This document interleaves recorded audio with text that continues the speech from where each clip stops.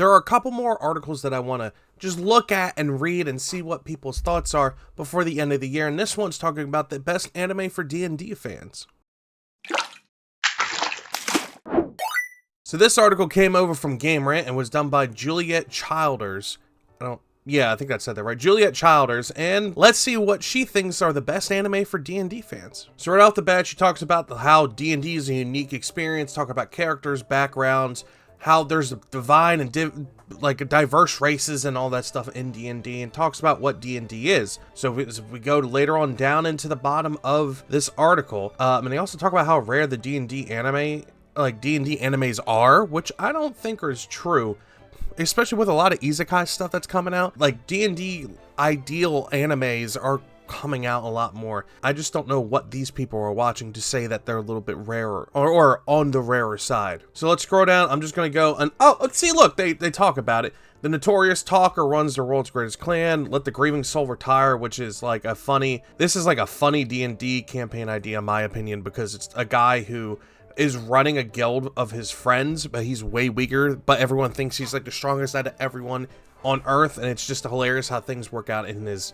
way, and people just keep building up his reputation. It's hilarious to me. So right off the bat, we are seeing one of the anime that I believe are definitely a showstopper, a contender of anime of the year, Frieren. And it is basically like a post-D&D campaign where you've already defeated the Demon Lord, but you're finding out that you've let all these years go by and you don't know your party members, and you're following in the steps of this journey that you took to see the impact that you actually had. Frieren is such a beautiful and well done anime. It's super cozy. The action scenes are beautiful. The animation of it is incredibly beautiful, and I really highly recommend Frieren. I did a video talking about my 10 perfect animes. Frieren is a newer one and has worked its way on its list. It is so beautiful and so good, and I genuinely do love Frieren. It is a beyond beautiful show. They listed Record of a Lodoss War, which they are saying might be the ultimate D&D anime made to this date. Also, it hasn't been up to date, this article apparently, because they still have Funimation listed on here as a streaming platform, which, as we all know, at the end of 2024, Funimation does not exist anymore. It's all absorbed into Crunchyroll. So they're saying it's the best one made to this date. It is direct inspiration from D&D lore and the characters from distinct classes. It's also a very beautiful top tier elite animation for the 90s, it's saying, and is leagues above modern anime due to the animation and technology has evolved. I don't understand how it's saying Record of a Lodoss War is way better than and more beautiful than Frieren. I've seen Record of a Lodoss War. I wouldn't say that it's super beautiful and stuff compared to stuff. Like I said, Frieren's out. Frieren is my standard now for fantasy anime.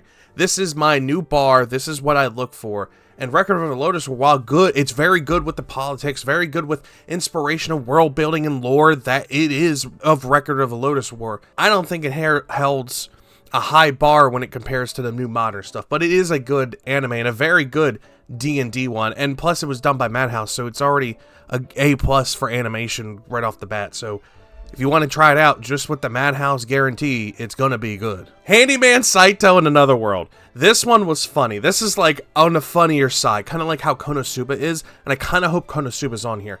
But you basically follow this guy who got isekai'd into a world, and Saitou is just a very good handyman, and he doesn't really have any affinity. He has super minor affinities in magic, but his main contribution is basically unlocking doors and chests and figuring out solutions and stuff like that. While he has a healer for a fairy, he has an older wizard mage who is also the grandfather / father of the crusader / swordsman in the party. And you see all these kind of funny hijinks, and you see a different bunch of twists on the character roles in this show. It makes fun of certain positions. It throws stuff out of left field. The show was hilarious. Handyman Saitou, I definitely recommend, and I do believe that this would be a good fit for D&D people. It is hilarious. It makes fun of situations, but also has very good action scenes in the middle of it. Very good. I really do think you guys would love it. Same for Overlord. If you love to see the villain's perspective and see what would happen if you get stuck in D&D RPG, but you're known for like having an evil clan and like you guys are all just grotesque monsters and stuff, Overlord is fantastic. The light novels are even better because there's a lot more in the light novels than they show in the anime. I think the anime is like in 4 seasons right now. It's available on Hulu and Crunchyroll. It's very good. The animation's very good. The CG is a little iffy in my opinion, but it still has that Madhouse guarantee, and Madhouse has been knocking it out of the park a lot lately, and especially back in the early 2010s going on to now. They've been pushing it and pushing boundaries and making beautiful looking anime that people are enjoying nonstop, and Overlord is definitely one of them. And the quick synopsis of this, Overlord follows this guy who was playing his favorite game, his favorite VR MMO game on the last day that it was available, and then he sat there in the last moments, and all of a sudden now he's been transported into this game as his character, and he ends up becoming Eins on Gold, which is like the name of the clan, but he becomes his Lynch, and he has to lead this clan into this new world, which they're all kind of like sentient of. He's kind of like the creator of all of us, and will do what he says without question. We're also in this weird world that's kind of familiar, but kind of not. We don't know what's going on, so we're just going to follow his orders, and he's always this, like, crazy great planner, when in reality, he's just like, yeah, let's do this one thing. No, Eins, I see what you're doing. You actually want this, and it's a great idea. Yeah, sure. And he continues to worry. It's hilarious. The magic stuff and like the beautiful scenes and how they take their time with the animation between that action stuff, even building the world, like world building, political stuff, all that stuff, they take their time with it, and it's so good. I recommend Overlord. That is a very good choice on here, and it would definitely be a good anime for D&D watchers. Same for Delicious in a Dungeon. It's literally following a D&D party while they're going through dungeons to figure out what they can cook. That is literally the idea of Delicious in a Dungeon. You follow the 4 people, and they cut up monsters and they cook them and try them, see how they can do it. It's done by Studio Trigger. That's another great animation studio that does a lot of high quality things, and this is definitely on the newer end. It came out beginning of this year, but Delicious in a Dungeon, the manga's been out for a while now, and is very good and very high quality. So if you want the fantasy thing of comedy mixed with gourmet, with trying to figure out stuff while being freaks because you're really addicted to cooking monsters and stuff like that, to try and get this new gourmet thing to find out new flavors and stuff, I really definitely recommend Delicious in a Dungeon. Is there anything else? Goblin Slayer. Okay, this one is very good. I even have the book for it. Hold on one second. Goblin Slayer is so well written out, they made a tabletop RPG of Goblin Slayer. I have this. I played it with a couple friends. It's very good. They've written out the characters very well. While yes, the first opening episode was very controversial, kind of like how the Dan was for people, the show carried itself. Linden Films, the studio, did very good with animating it. They did very good. It was very beautiful. I genuinely enjoyed it. The second season was great. The movie was great. Everything about Goblin Slayer was beautiful, and it was very good on how they built the main character. He is not like super strong overall. If you put him up against a dragon, he's not going to do well. He is specialized in killing goblins. That is where his power's at. That's where his anger's at, and he is specialized in killing goblins. And that's where it shows off in the book, and that's where it shows off in the manga, the light novels, all that stuff, and it's very good. And I find it funny because they don't give you names, because they show really well in the show that people die, so there's no point in learning their names. Usually it's just called whatever their race are or whatever their class is, like Shaman, Elf Girl, Priestess, Goblin Slayer, which is what he's been dubbed, stuff like that. And it builds that reality and real sense of, do we want to get to know these people's names, or are they just going to die off? And it's, I genuinely do like that. And they do well getting the personalities across. While they don't give you actual names for the characters, they build up the story, they build up the politics in the world, they build up the characters and their personalities and stuff. It genuinely a good show. Claymore is another good one that's very good. I have done a video on this earlier last year or this year, talking about how good Claymore is in 2024. While yes, they leave some stuff out from the manga, and it kind of makes the anime have a bad end to it and not a really good rounded off end to it. The manga's done, and it's just very good. It's a very dark fantasy, lots of death, lots of blood, lots of sword action, and you learn really fast, kind of like Goblin Slayer. Do you want to get to know these characters, or do you just want to get to know them and watch them die and feel something, which you do end up feeling something. And it's a big revenge story that Claymore is, and it turns out to be like that throughout the whole thing. You see a lot of people trying to get revenge, trying to kill these Yoma, just trying to live and protect the people while in this medieval society. And I really do think Claymore could be a very good inspirational for D&D campaigns. To pull something like that for a village or two to have a quest based on Claymore would be fantastic. And I really do think it would be very good for D&D people to watch this. Log Horizon.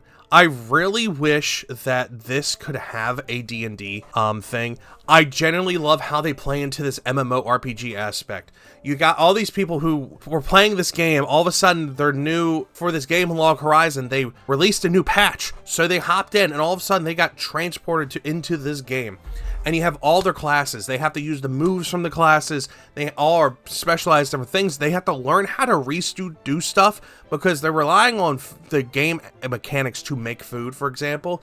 But they have to actually learn and use the food in the world, uncut, combined in the system to make actual food they can eat and enjoy. Because the food that they make in the system and like the mechanics and stuff, it comes out bland, like eating like a blob of like flavorless tofu and stuff like that. But you see the politics built on this. You see how the world dynamics are affected by these basically these heroes actually becoming real, and how these NPCs are not just text codes anymore. They're actual people. Everything has an impact on the world they are living in now because it's a real world. From buying up property to making guild homes to making an establishment for Akihabara where they live to like keep the balance of rules and checks for everything, to interacting with other kingdoms and royalty and stuff like that to maintain that balance. It's really good and is a very amazing D&D kind of inspiration thing that people can use and put in real D&D campaigns. And I think it would be hilarious if you could figure out how to do all the different things like Swashbuckler, from Vanguard to all these different positions, because each one has a main section, then subsections, and then they have even a little bit more subsections. I think it'd be great if you could figure out how to do it. Heck, even if it became a real game, I would play it because it was so well done. Between Statelight and Studio Dean, this was a fantastic show, and I can't wait to get more, and I'm really hoping we do get more.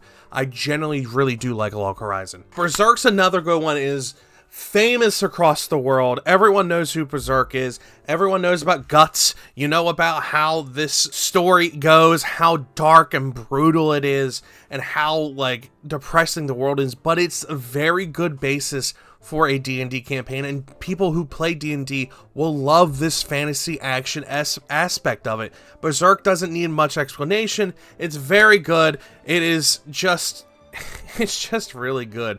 It's done by Kentaro Miura. It's just really good. I really recommend Berserk.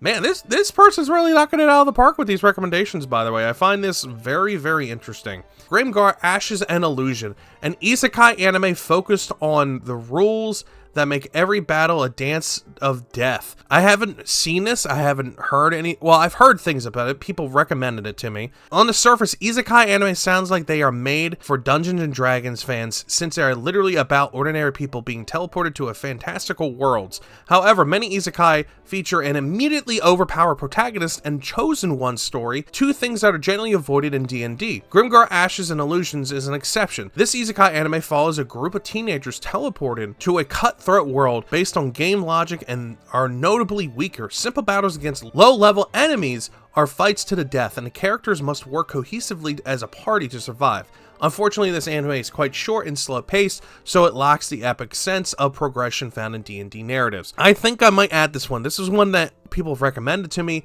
and time again, I just haven't done it. But since it's 12 episodes, I could probably sit down and watch it, and since it's on Crunchyroll, I can definitely sit down and watch it, even though I don't really want to support Crunchyroll. It's the only safe place I can watch stuff without getting viruses on my Chromebook and other places. Slayers is another older one that people have recommended to me. It's a big chunk. It's over 100 episodes, but a lot of people have said this is like a funny comedy action fantasy that a lot of people loved in the 90s.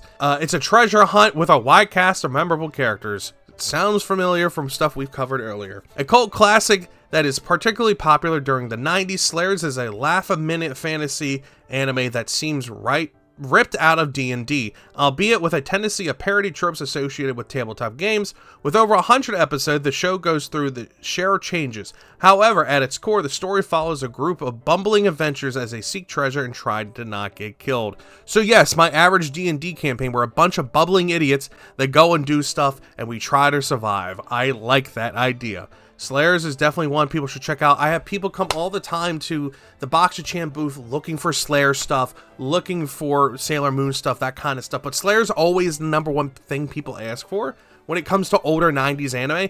And I'm kind of seeing why, especially if it's on this list. And this list has been very, very good so far. I kind of see why they put it on here. Konosuba. I love Konosuba. It's hilarious. It literally makes fun of isekai tropes and D&D tropes. I ranted and raved about it in my perfect animes. This is the only comedy that has ever made me like actually laugh out loud, and it's so good. Konosuba is beyond a funny isekai anime to me, and it definitely makes fun of the D&D tropes, because you have the mage who focuses on explosion magic. That's it. She's a glass cannon. That's all she can do. She can do one shot. That's it. She's useless for the rest of the battle. You have the crusader, who is a masochist and loves getting hit. She is beyond useless when it comes to doing damage, but she can take a hit. She loves taking hits. Then you have the goddess healer, who literally can't do anything but healing unless it comes to ghost and like poltergeist and like demons and stuff. Then she can affect it, but if it's humans or anything else, she is useless. Then you have the sane, level-headed guy Cosma, who is beyond a pervert, and he is just the overall balanced person that's a thief. And he just happens to balance out, but he always puts his life and safety first before everyone else. It is hilarious, very good. It's got 31 seasons, 3 seasons, a movie. I genuinely recommend this show. It is hilarious, and I can never stop laughing, and I think you guys will love it too. Escaflowne is another one that people have recommended to me. I love how they said it's rare, and they're giving me a huge list. Like, this is beyond longer than I thought it would be.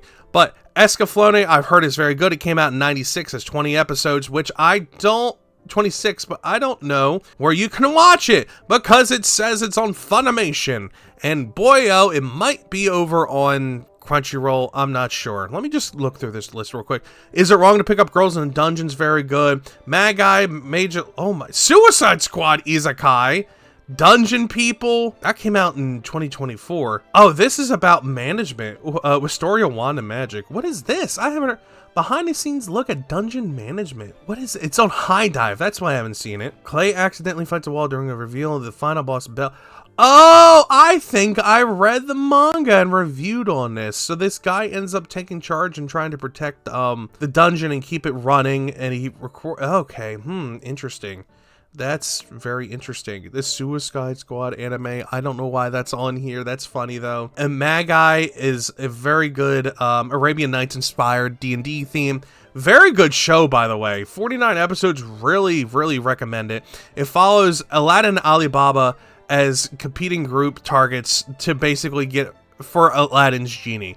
And it's a very good show. The animation's fantastic. The wide cast of characters is great. They do a lot of good action scenes. It's very, very good. And then, yeah, Daimachi's on here. So overall, they had some good choices here that I really would recommend on here. So let me know what you guys think about the stuff I covered. Recommend any stuff down below. I'm trying to keep it short. I don't want to go on to 30, 40 minutes, which I easily could with all these recommendations. Let me know what you guys think. I love you all. I appreciate you all. And I will see you all later. Bye-bye.